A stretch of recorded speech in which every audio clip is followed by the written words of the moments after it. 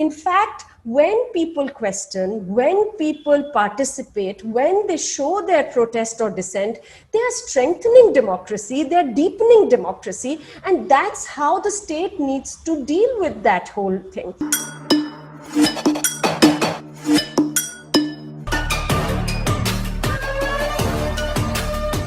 Hi, I'm Shoma Chaudhary. Thanks for watching Inquiry. There's a disturbing trend now in India for the state to malign protesters and activists as anti-national Andolan Jivis. But this week, in a powerful and inspiring bail order in the Disha Ravi case, Judge Dharmender Rana reminded us that an aware and assertive citizenry is the building block of a democracy. We hear angry debates about nationalism and conspiracies every day in the media. So perhaps it's time to ask someone who spent 2 decades in the trenches, what exactly is our role as a citizen in a democracy? What are our rights? What are our duties? And how do we hold the powerful to account? To discuss all of this, I'm delighted to have Anjali Bhardwaj on Inquiry today. Anjali is a right to information crusader, and 2 days ago, the Biden administration picked her as one of 12 people across the world for an Anti-Corruption and Transparency Champion Award. Anjali studied in Lady Shri Ram College, the Delhi School of Economics, Oxford University. She had a World Bank job, and she gave all of that up to come back to India and work on citizenship rights. So she has a serious locus to speak on these issues. A huge congratulations and thank you for joining me, Anjali. Thanks, Shoma. So, Anjali, it's wonderful that you've been given this award, at a time when civil society is really being invisibilized in India as well as elsewhere in the world. It couldn't have come at a better time. And interestingly, the organization that you founded is called Satark Nagrik Sangathan, which is the whole idea of a vigilant citizenry.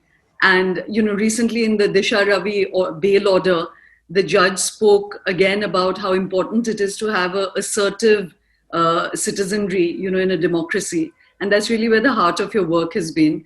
So can you talk about that experience of, when you first began and now, what do you feel has been achieved and what were the challenges of this entire journey? I totally agree with you. And in fact, it's something that goes to the heart of what we do, that, unless people have the right to question, unless people can probe, can demand accountability, we can't really call ourselves a democracy. And the reality is that it has been traditionally not easy for citizens to assert themselves and to question those in power. I think the journey, I've been associated now with the transparency and accountability movement for over 2 decades. And I think we've seen how people have understood that unless they participate, unless they have information, there is no way they can hold those who yield power to account. I still remember we went into one of the slum bastis and we told people there is this fabulous law and you must use it. And one of the women stood up and said, we don't even get our food grains, our rations. What am I going to do with information? And one realized that people are not interested in information for the sake of it. They want information if it actually helps them achieve their basic rights, their entitlements, which are denied to them because of corruption, because of abuse of power. And it's really been an experience on the ground. I think the whole right to information experience has been about how people have understood the power of transparency, how they have realized that when they file a simple RTI application asking the food department, for example, about records of ration shops, they realized for the first time they had proof of corruption. They always knew there was something wrong, but looking at the stock registers and the sale registers, you realize that ration is coming every month to your shop, but it's being pilfered away. And that's what people have used to then hold those who are supposed to function and make sure that they get their rights accountable.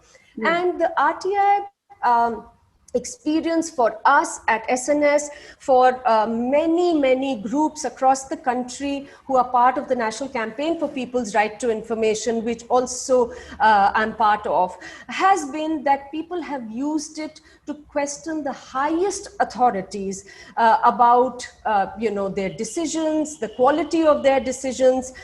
They have shown the light on big ticket corruption, but also in India, where we have corruption going down to the lowest levels, it has empowered the ordinary people of the country to be able to question the government and to make sure that they can shine the light on corruption and abuse of power. Like you said, one of the most beautiful aspects of India, actually, for me, at least personally speaking, is how deep the idea of democracy runs in this country. It's not just electoral, that people are really engaged with power and the state, perhaps even more deeply than those of us who are sitting in urban metros. And so one figure there, which is very stark, and I think people aren't aware of, is that in this journey, 84 RTI activists have been shot or killed, and that every year almost 60 lakh RTI applications are put into the Information Commission. What does both those things say to you, Anjali? Can you talk about 2 or 3 of the most stark cases where RTI activists have been killed? Shoma, like I mentioned, the right to information movement in the country has been very vibrant. The law was not given to people. People really had to struggle for it. It was something that evolved over a lot of long period of judicial sort of interventions, where the Supreme Court held that the right to information flows from Article 19 of the Constitution, because unless you have information, you don't really have the right to free speech or expression. And then people at the grassroots really understood the power of information and fought for these and struggled for this right. And finally, when they got this right, they have used it very vibrantly. And we have seen a very severe backlash. So there have been clearly people who have been threatened, lakhs of people, in fact, who are not even documented, who've been threatened, people who've been attacked, and then some who have also lost their lives. So like you said, more than 80 people have been killed in the country. I was in Odisha last week, where we went to the village of Ranjan Das, who was an RTI activist. He was exposing corruption in the public distribution system, in the housing scheme, the Awas Yojana of the government, and also illegal land acquisition. And he was killed, and it was made out to be an accident. Nandi Singh in Assam again was exposing corruption in panchayat work, in the public distribution system also, and he was hacked to death. So we've had many such cases where people, when they have shown truth to power, when they have tried to access information and use that information to file corruption complaints, they have been attacked, and many a times they've had to also lose their lives. But Anjali, so by and large, when it's about exposure at corruption, especially at ground level, there'll not be much debate about it, because at least in terms of the idea and the concept, everyone will be agreed that that's something that needs to be done. What's much more contentious is the relationship between the state and the people. I'd like to ask you that in this fight for accountability, do you feel that the parameters or the landscape has changed? And it's interesting that you said the right to information is attached to the right to freedom of speech. Because that's also very contentious today. So we'll come to that later. But first, this state and people relationship and accountability. What is the particular challenge of this time? Let me start by saying that it has always been challenging, and never have those in our country, and I'm sure that's also the experience globally.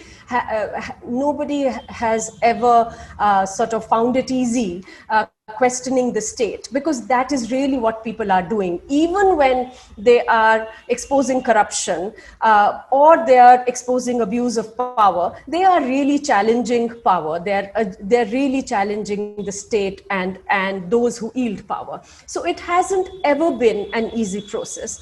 But what we have seen increasingly, that the space for that democratic assertion of that right, whether it is to question the government or it is to express dissent, have both shrunk in the last few years. There is a sort of sense of fear many times. I would say there is an attack at three levels. One is an attack on individuals and people who raise questions. One can question the government without even using the right to information law, and people have been doing that. And we are seeing that they've been named, they've been called anti-national, they have cases slapped against them. So anyone who dares to question is facing an attack today. There are so many people who have been incarcerated.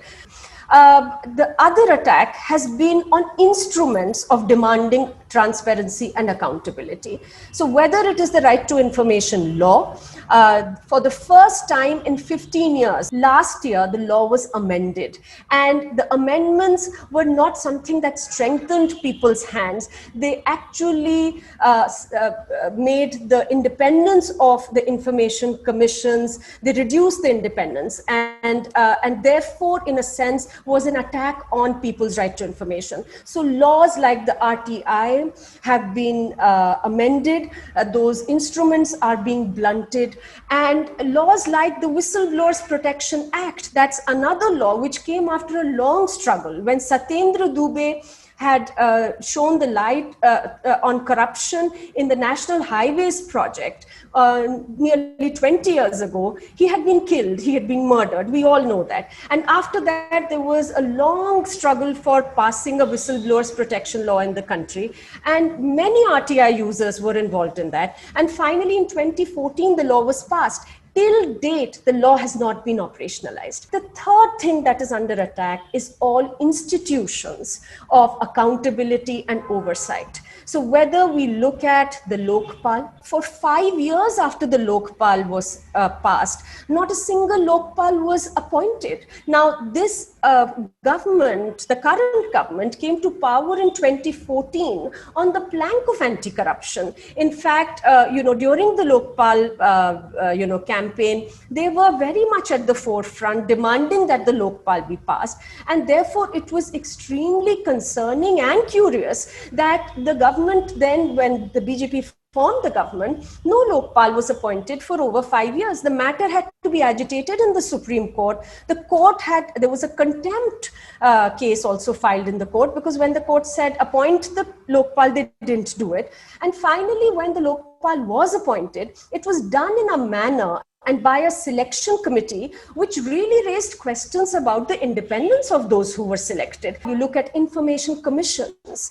like I mentioned, the RTI law was amended, the information commissioners' salaries and their time for which they are appointed is now decided by the central government. So that's a clear signal that if the commissioners don't give out orders which find favor with the central government, their salaries, their post-retirement benefits could be adversely impacted. So institutions of accountability, we are seeing they are being undermined. Would you at least define for yourself and our audience listening, what for you does civil liberties mean? Because like you just said, that there's this whole phenomenon now of red labeling, and it's always been difficult to question the state, and there have been repercussions, but one was not named anti-national or something which is even more insidious. And the case of Pawan Jaswal, I think most people remember, he was a journalist who took a video of the midday meal scheme in Uttar Pradesh, that they were just giving roti and salt.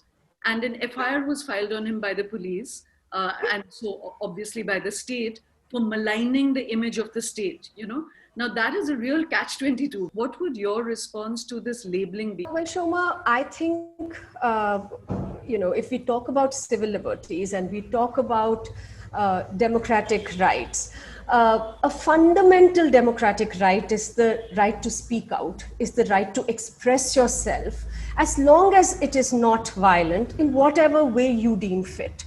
And I think that when motivations are ascribed to people who raise their voice, people who raise questions, people who express their protest, that is very problematic in a democracy. Because, after all, what sets a democracy apart from any other form of government, it's the fact that people can question the government, they can actually say what they feel, they can participate, and the government has to respond. Now, I think when governments start labeling people, the problem becomes very severe. When the government starts saying that you are actually anti-national, what are we hearing? We are hearing that you are actually serving the purpose of another state. In fact, when people question, when people participate, when they show their protest or dissent, they are strengthening democracy, they are deepening democracy, and that's how the state needs to deal with that whole thing.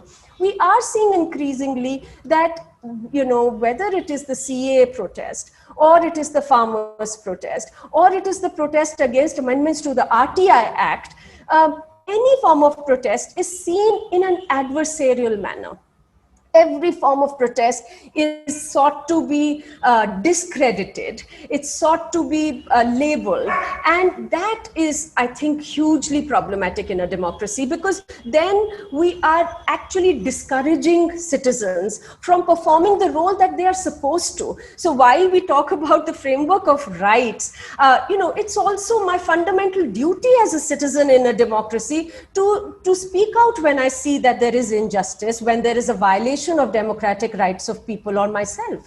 So I think this whole thing about saying, why is somebody else questioning when it's not about you? People are being told, why are you going to the farmers' protest? You're not a farmer. Or why are you standing together with certain communities when you don't belong to those communities? Well, that's not democracy. That's not, the constitutional civil liberties framework that we have been guaranteed. As a citizen, why should anybody have to prove their credentials or their motivations, as long as what they are speaking for is legal, and their way of doing it is legal, and it's non-violent? There is absolutely nothing wrong with it. And this whole approach that we are seeing, that is being adopted, and increasingly so, is very problematic, and which is why I said that there is an attack on those who speak. You mentioned that this whole being labeled anti-national immediately assumes that you're serving some other state. Which itself is ludicrous, because like you said, how we express our love for our country may differ, but, those who protest, those who raise questions, see themselves as doing it from a position of deep love for the country. Absolutely. But one structural way in which this has translated, the suspicion of the state of those who protest, is to change the FCRA laws, which is about getting foreign contribution and money into any civil rights groups, or into any protest movements, or any rights-based institution. What was at stake here? Were there things that needed to be corrected? Were NGOs misusing foreign funds? And conceptually, what do you feel about foreign funding coming in for people's movements? What are the rights and wrongs of that? Help clarify that issue. Yeah, so Shoma, let me first say that the purpose of, or the basic purpose of, an FCRA type legislation is that there is no political interference by another state, another country in our country. And I think one of the main things that have happened, which are unfortunately not talked about enough, is the amendments that were made to the FCRA to allow political parties to take foreign funding. Because one thing that the FCRA was made for was to prevent political parties to take funding from foreign bodies, from foreign institutions or countries, so that when they form government, they are not doing the bidding of another country or taking care of another country's interests. Now, what we are seeing right now is that on the one hand, through an amendment, this whole space has been opened up for anyone sitting anywhere in the world to pump in unlimited funds into political parties. And I'm going to come to that a little bit more, especially on the electoral bonds, because that links up very closely to the whole issue of transparency as well. But what we are seeing is that, on the other hand, any kind of foreign funds that are coming into to non-government organizations are being viewed with extreme suspicion. Nobody's advocating for a different sort of environment for non-government organizations as far as transparency and accountability is concerned, different bar. But what one is saying is that to then go on and say that anybody, any NGO or movement that is supported through foreign funds is necessarily anti-national is a huge problem again, because as long as a non-government organization or a movement or a campaign transparently, openly, legally accepts funds, accounts for it, and we have very stringent accounting mechanisms under the FCRA law. As long as they do that, there is absolutely no reason to label them anything of the anti-national or to have any problem with that sort of funding. Now, let me say that this whole issue of foreign funding into political parties, we had the electoral bond scheme. There were 4 legislations that were amended in 2017 through a money bill, through a finance act, and by which the electoral bonds were brought in. And electoral bonds, we were told on the floor of the House by the concerned minister, were being brought in for greater transparency, for ensuring that there was no black money or cash flowing into the political system. Now, we know that political party funding is the fountainhead of corruption in our country. So everybody was actually quite encouraged and looked forward to the electoral bonds, how they would work out. But it was shocking to note that the electoral bonds basically give full anonymity to anyone who gives money to a political party. Now, how does that enhance transparency? I mean, you're saying that unlimited anonymous funds can be pumped into any political party. Nobody in the country, no citizen in the country can know where that money is coming from and whom it is going to, which political party. The only people who can actually know is the party in power. Now, we are seeing that more than 6,500 crore rupees have been put in through this instrument. This year, in fact, we are going to have elections to 5 state legislative assemblies. Now, can you imagine what is going to happen to the electoral process? The Supreme Court, unfortunately, and it's again inexplicable, because when we talk about institutions and institutions of oversight, I think the judiciary and the Supreme Court really are at the helm of it all. And I think it's very, very concerning that the electoral bonds case has been languishing in the Supreme Court for the past nearly 4 years. And this is after the court has itself gone on to say that this has very far-reaching implications on the electoral process in the country. Because as you can imagine, anyone who's giving funds to a political party is doing it for a quid pro quo. So, if people don't know where the money is coming from, they don't know what the political party is going to do or who they are going to work for, because they will obviously work for people who have funded them. So I think that when we look at foreign funding, when we look at, whether it destabilizes the country, how it is anti-national, the heart of what we need to be examining is really political party funding. The non-government organizations, like I said, of course, need to be held accountable, but I don't think that labeling anyone who's taking foreign funds, even if they're doing it the right way, the legal way, is the way to go forward. I think that's a very crucial point, and you're right, Anjali, that it's not even part of media conversation. I mean, there've been shoots of conversation, and then there's a huge silence. It's increasingly, actually, civil rights activists like yourself and others who've traditionally kept the democratic space bubbling. There's a great kind of silencing and invisibilizing is the word that I used, that is happening.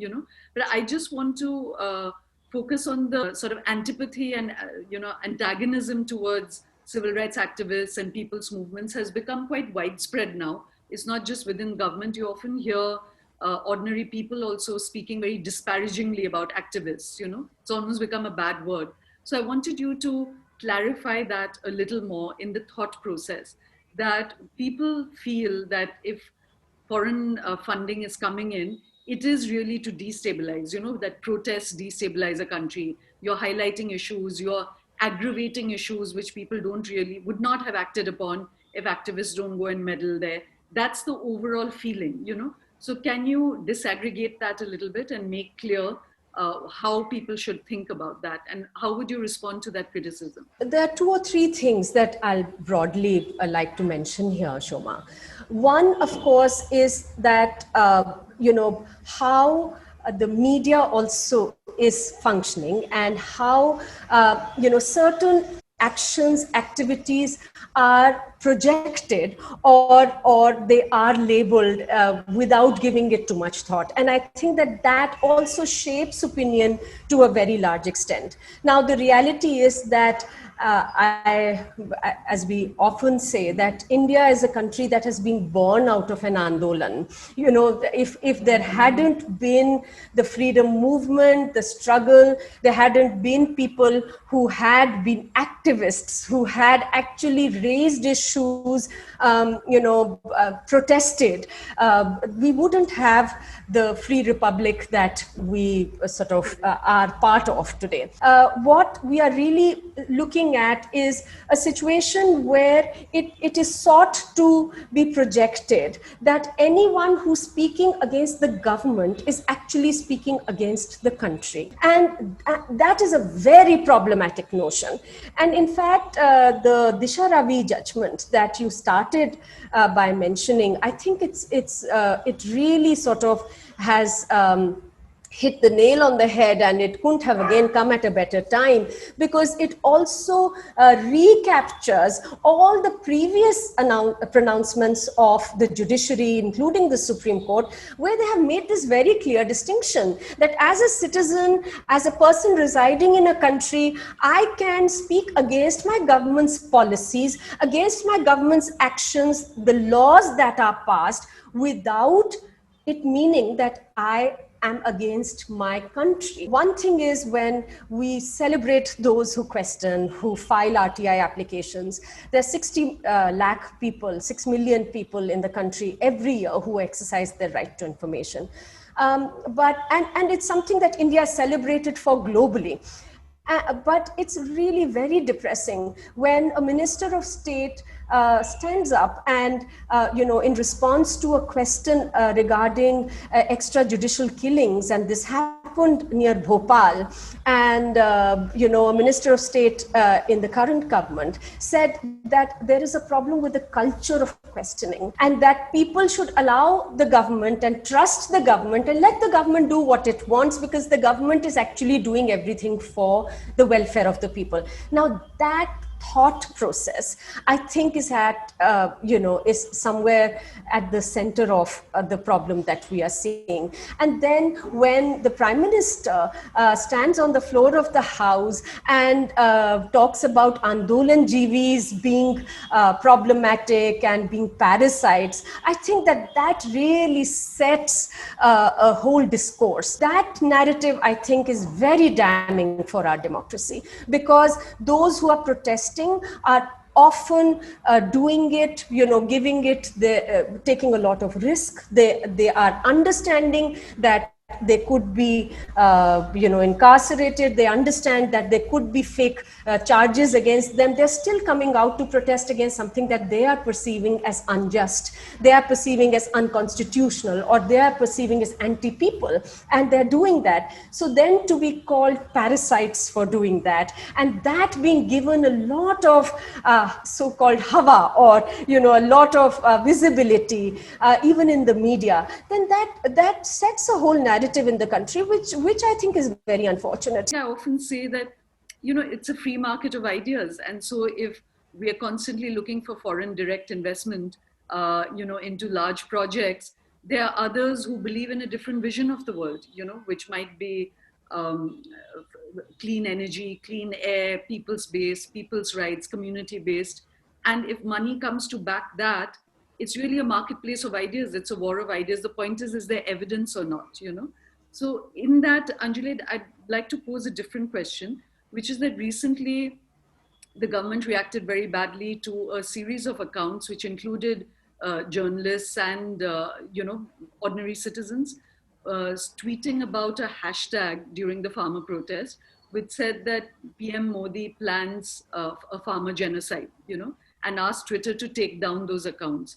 Now, being self-critical, do you think that something like that is unfounded, and that even those who question government need to be careful about the vocabulary? And I'll come back to the point about evidence-based criticism and protest. So do you think that there was grounds for self-examination and self-criticism there? So, Shoma, two things. There is always scope for introspection, certainly by those who protest and also by those who govern, of course.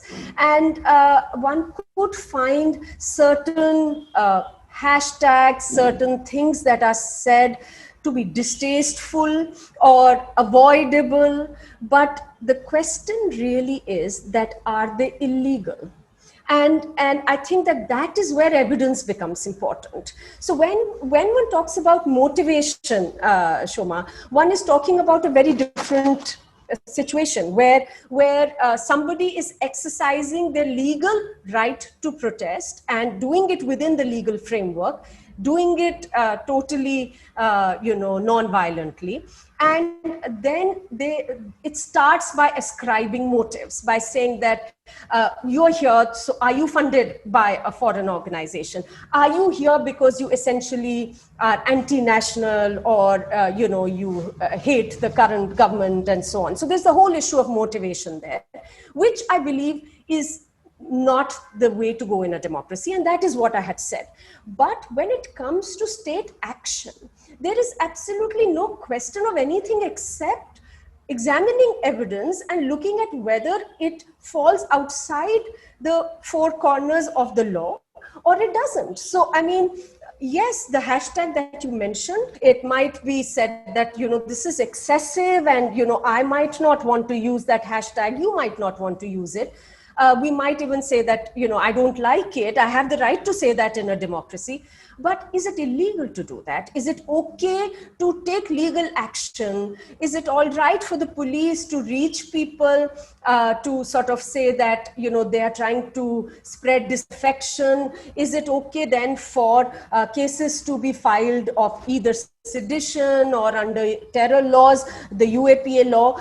I think that is where the problem is, and that is where evidence is what really needs to be brought in. I mean, even in the recent cases where bail has been granted to people, whether it is the Disha Ravi case or there are other cases as well, it is granted for the lack of evidence, for the lack of any shred of evidence to prove that there was sedition or there was, an anti-national activity that was happening. That is where there is a problem, and that is where then a chilling effect and a fear psychosis is created. Yeah, absolutely. I think one of the most, of course, there are wonderful things that the order said, wonderful. Actually, we're praising something which is should have come, yes.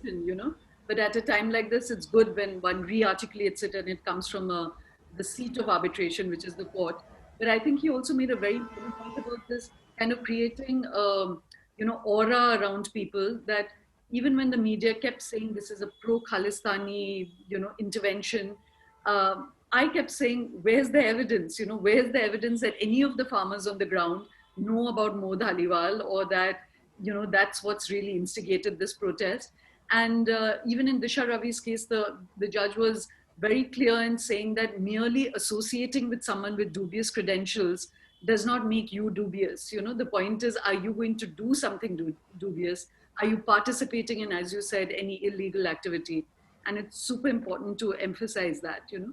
So just a couple more questions, Anjali. One is, how do you feel the advent of technology has complicated this entire, struggle for transparency and accountability between state and people? Well, I think that technology, again, it just gives us new instruments, Shoma. What really remains fundamental is the mindset and what the state wants to give to citizens as information and what it wants to withhold. So just like with paper, now if everything is stored in a digitized form somewhere, if the government is interested in making sure that people are informed, technology can actually really help leapfrog, and it can really make sure that people, the last person actually benefits from the work that is happening, gets to know what is happening. It's the information age. So technology can be hugely useful in a country like India, where you have a lot of people having some form of a mobile phone. Even if they don't have a smartphone, they'll have an SMS system. And we have constantly advocated for effective use of technology and proper use of technology. Now, the reason why I say this is that very often many of us are made out to be people who are anti-technology. So, we are very often told that, Aadhaar is fantastic and, you speak against technology, but that is not true. I think the important thing is, whatever technology is used has to be appropriate. It has to be appropriate for those who are being governed. And the reality is that in our country, while there is a huge, proliferation of certain kinds of technology, certain technology is just not available. So, I mean, studies have shown that nearly 70% people don't have access to the internet easily. So when in the name of keeping people informed, the governments say that we are putting everything on the website, we won't give you any information physically, that's a denial of my right to information. Because if I don't have access to the internet sitting in a remote rural area, then my right to information is actually being denied to me. So it's really the mindset and where they're coming from. On the other hand, like you said, technology, when it is used for surveillance, is something that is really, adding to the entire problem of those who are seeking accountability. Because, constantly people's devices being hacked, their emails or their chats being tracked or hacked. These are things that